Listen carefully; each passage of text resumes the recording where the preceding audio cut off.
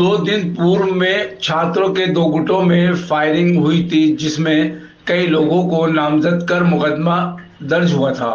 मुरादाबाद के थाना civil line क्षेत्र के हिमगिरी कॉलोनी डबल स्टोरी के पास में छात्रों के दो गुटों के बीच हुई थी फायरिंग में अंकित नामक युवक गोली लगने के बाद घायल हो गया था।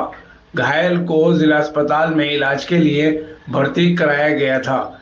इस मामले में 16 सितंबर 2023 शनिवार को पुलिस ने बड़ी कार्रवाई करते हुए 8 अभियुक्तों को गिरफ्तार किया है।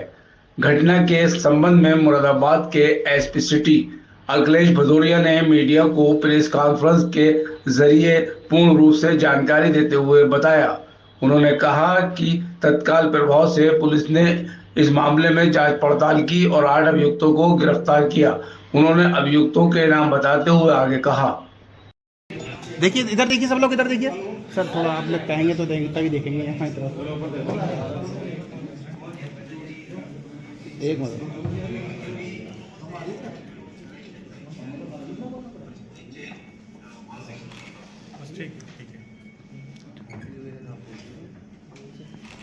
ठीक सर। ओके।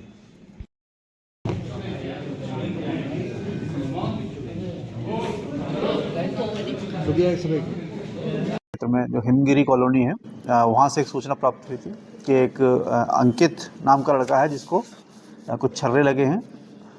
पुलिस तत्काल मौके पर पहुंची थी।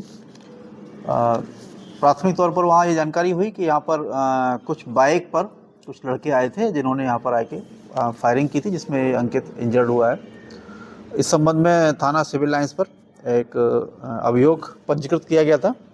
धारा 147, 48, 323, 352, 307, 34 और 7 CL एक्ट के अंतर्गत इसमें 8 अभियुक्त जिनकी अभी गिरफ्तारी हुई है। CCTV कैमरा और वहाँ पर जो भी उपलब्ध अन्य साक्ष्य थे उनके आधार पर इन लोगों की पहचान की गई थी, जिसमें प्रमुख तौर पर अभय त्यागी, अर्पित मदान, आशु चौधरी, प्रशांत उर्फ प्रभास, नितिन सैनी, आदित्य, ऋतिक आनंद और सुमित, इन 8 अभियुक्त दल की गिरफ्तारी इस थाना सिविल लाइंस पुलिस द्वारा की गई है। और इन गिरफ्तार शुदा अभियुक्त दल के पास से 3 तमंचे 12 बोर के और 1 देसी पिस्टल 32 बोर बरामद हुई है। इनके पास से जो कारतूस इस्तेमाल किए गए थे वो जिंदा कारतूस भी बरामद हुए हैं। जिन बाइक से आए थे उसमें से 4 बाइक, जिसमें से 1 स्कूटी है और 3 मोटरसाइकिल हैं, ये बरामद हुई है। इन अभियुक्त गण का पूर्व का भी आपराधिक इतिहास रहा है। इनसे जब पूछताछ की गई तो इनके द्वारा ये बताया गया कि अंकित, जिसका एक छोटा भाई राज है, उसकी पूर्व में जो दूसरा पक्ष है उसमें एक अमन लड़का है, उससे किसी बात को लेकर इनका विवाद हुआ था, झगड़ा हुआ था, जिसमें इनमें बाद में समझौता हो गया था। लेकिन इसके बाद समझौते के बाद फिर अंकित ने कभी इस अमन को किसी स्थान पर पकड़ के उसके संग कुछ मारपीट की थी और उसकी कोई वीडियो बनाने की बात भी बताई गई थी। इसी बात को लेके इनकी फिर से आपस में कहासुनी हो रही थी।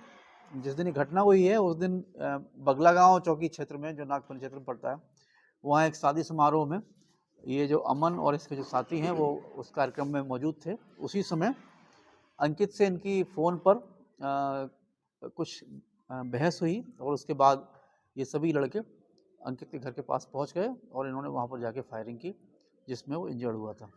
तो ये उन्हीं में से जो 8 अभियुक्त हैं गिरफ्तार किए गए हैं। इसके अलावा भी अन्य अभियुक्त हैं जिनकी अभी पहचान की गई है। शीघ्र उनकी गिरफ्तारी की जाएगी और इस पर पुलिस ने बहुत ही सख्ती से कार्रवाई की है।